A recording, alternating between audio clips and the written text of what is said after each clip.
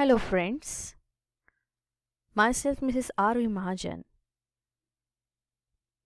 I welcome you to my channel VPM Academy, and today we are going to learn a poem from my English course book Standard 10.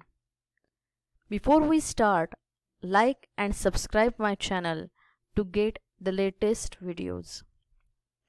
We are going to learn a poem from Unit 1, 1.3, The Basketful of Moonlight. This poem is composed by Sunil Sharma. Before we start the poem, let us see what we want from our parents. In this picture, you can see the picture of a father in the center. And what the boy or girl wishes means what the children wish from their parents are given in the other pictures. You want books, notebooks, clothes, sports material, mobile phones, and a good house. Do you know what does the child want in this poem? मित्रांनो, तुम्हाला आपल्या आईवडिलांकडून बऱ्याच काही अपेक्षा असतात. Generally तुम्हाला आईवडिलांकडून काय हवं असतं? पुस्तकं हवे असतात, वह्या हव्या असतात, कपडे हवे असतात, स्पोर्ट्ससाठी म्हणजे खेळाचं साहित्य हवं असतं, मोबाईल फोन हवा असतो कोणाला, तर कोणाला असं वाटतं की आपलं घर अतिशय चांगलं असावं. पण या कवितेतील मुलाला मात्र आपल्या वडिलांसाठी काहीतरी दुसरंच हवं आहे, जे आपण या कवितेत आता बघणार आहोत. Basket full of moonlight. Oh moon, give me moonlight, basketful or two basketful with seeds of moonlight. First of all, I want to tell you that this is an English translation of a poem written in Dogri language. खरं पाहिलं तर हे एक डोगरी भाषेमध्ये लिहिलेल्या कवितेचं हे इंग्रजीत केलेलं ट्रान्सलेशन आहे, भाषांतर आहे. In the poem, a small child in a village wants his father to return early and safe from the city to tell him stories. So he requests the moon to give seeds of moonlight to sow them to lighten the dark route from the city to his village. आता या कवितेत एक लहान मुलगा आहे जो speaker आहे या कवितेचा, जो बोलतोय आणि त्याला त्याचे वडील लवकर घरी यावेसे वाटतायत. त्याचे वडील शहरात कामाला जातात आणि त्यांनी तिथून लवकर यावं, याला गोष्टी सांगाव्या असं त्याला वाटतं. आणि म्हणून तो चंद्राला म्हणतो की मला काही चंद्रप्रकाश दे. Now in this poem the child request the moon to give him moonlight. He wants a basket full or two basket full of moonlight with seeds of moonlight. The intense desire of the child to light the dark route from city to his village is implied in this line. It shows the child's anxiety and desire to light the dark path to his village with a lot of moonlight forever. बघा, कवितेतील मुलगा आकाशातील चंद्राला उद्देशून या ठिकाणी बोलत आहे. तो म्हणत आहे, अरे चंद्रा, तुझा प्रकाश मला दे. 1-2 टोपल्या भरून तुझा प्रकाश मला दे, आणि त्यात थोड्या चंद्रप्रकाशाच्या बिया सुद्धा घाल बरं, असा तो पहिल्या ओळीमध्ये सांगतोय. Next stanza. From the city to my village on the sides of the path I want to sow many small small moons of light. The whole village goes to the city daily to work.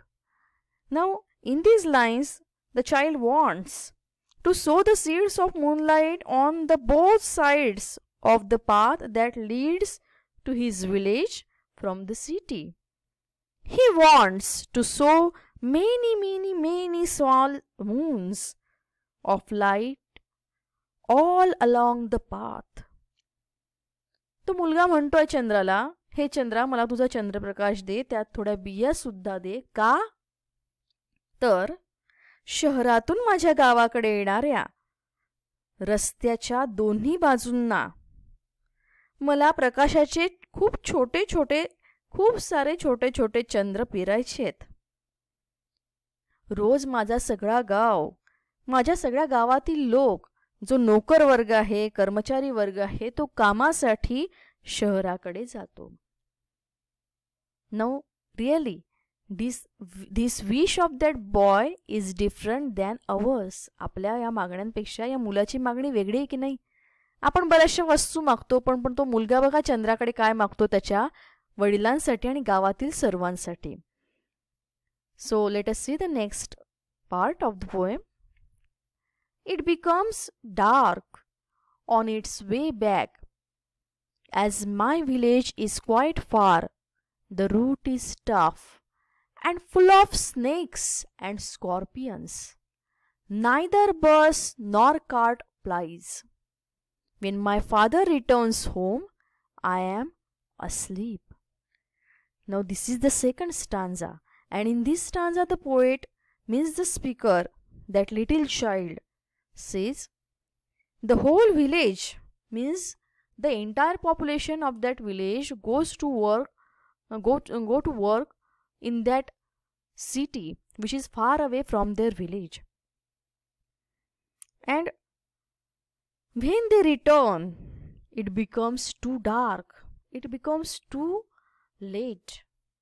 And how is the route? The route is really dangerous, it is very tough and full of snakes and scorpions.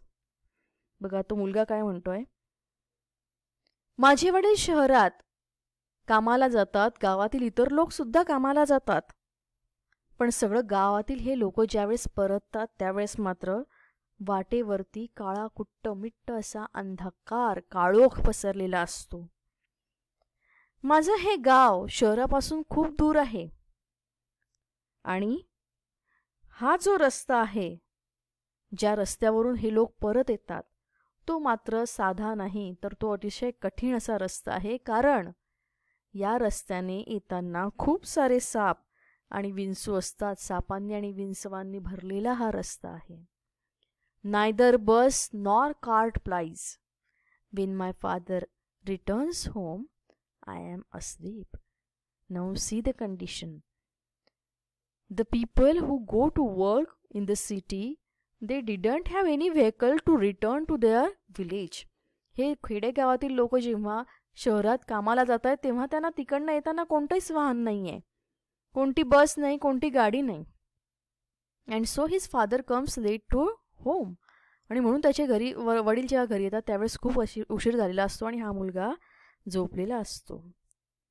And he goes back early in the morning while I am sleeping. आणि तो काय म्हणतोय बघा, पण पुन्हा ते जेव्हा कामाला जातात तेव्हा ते भल्या पहाटे जातात आणि मी मात्र तेव्हा गाढ झोपेत असतो. Now look, the boy is eager to meet his father and he wants that he should come early in the evening, but it is not possible for him because there are no vehicles. आता त्या ठिकाणी वाहनं नसल्यामुळे त्याचे वडील घरी परत येऊ शकत नाही आहे. रस्त्याने साप आणि विंचवांनी भरलेला असा रस्ता आहे, त्यामुळे सांभाळत त्यांना पायी त्या ठिकाणून यावं लागतं आहे आणि येताना त्यांना उशीर होतो. तोपर्यंत मुलगा झोपलेला असतो. सकाळी भल्या पहाटे ते जातात, त्यावेळेस सुद्धा तो गाढ झोपलेला असतो. Now the word plies here means travels regularly over the route. Let us see the next part. O moon, give me a basketful of moonlight as on loan. I want to light the dark route so that my father returns early. I too want to hear fairy tales and stories from him. Now in this stanza again, the child requests to give him a basket full of moonlight on loan. He doesn't want it in free. The child says that he wants to light the dark route so that his father return home early and he could also hear the fairy tales and stories from him. He wants to spend time with his father. आता या स्टांजामध्ये सुद्धा मुलगा पुढे म्हणतोय बघा, अरे चंद्रा, तुझ्या टोपलीभर चंद्रप्रकाश मला दे. तो मला उधार दे, एक कर्ज म्हणून दे. म्हणजे माझ्या गावाकडे येणारा जो रस्ता आहे तो रस्ता मी या चंद्रप्रकाशाने उजळून टाकेल आणि माझे बाबा घरी लवकर परत येतील. कारण मलाही माझ्या वडिलांकडून पर्यांच्या गोष्टी आणि इतर कथा खूप साऱ्या गोष्टी ऐकायच्या आहेत. Now how do you spend your evening time with your family members is the question that is given in the margin. So you can think how do you spend the time. तुम्ही विचार करू शकता की संध्याकाळी तुमचा वेळ तुम्ही तुमच्या कुटुंबासोबत कसा घालवतात. पण त्या कवितेतील मुलाला मात्र तसा वेळ त्याच्या वडिलांबरोबर घालवायला मिळतच नाहीये, कारण वडील उशिरा घरी येत आहेत, सकाळी लवकर जात आहेत. आणि म्हणून तो चंद्राला कळकळीची विनंती करतो आहे की मला तू चंद्रप्रकाश दे. He didn't want all these things for himself, but he thinks about his father and all the other villagers who are working in the city. तो सर्वांचा विचार करून या ठिकाणी चंद्राला ही मागणी करतोय. Last stanza. O moon, give me a basket full of moonlight. I want to sow seeds of moon on the sides of the path. In the concluding stanza, the child again eagerly request the moon to give him basket full of moonlight so that he can sow the seeds of moon on the sides of the path that leads to the village from the city. पुन्हा शेवटचा जो stanza दिला आहे त्यामध्ये पुन्हा तो अगदी कळकळून विनंती करतो आहे, मनपूर्वक विनंती करतोय चंद्राला, अरे चंद्रा, खरोखर तुझे टोपलीभर प्रकाश मला दे. रस्त्यांच्या दोघी बाजूला मी तो प्रकाश टाकेल, त्या प्रकाशाच्या बिया मला पेरायच्या आहेत. आता याचं उत्तर तुम्हाला माहिती की त्याला त्या का पेरायच्या आहेत. He wanted to lead the whole path from where all the villagers go as well as return from their work. खरोखर कविता अतिशय सुंदर आहे आणि मुलाचं मनातील भावना या ठिकाणी आपल्याला या कवितेत सांगितलेली आहे. The one thing I want to tell about this poem, that this poem is free verse poem, and so there is no rhyming scheme in this poem.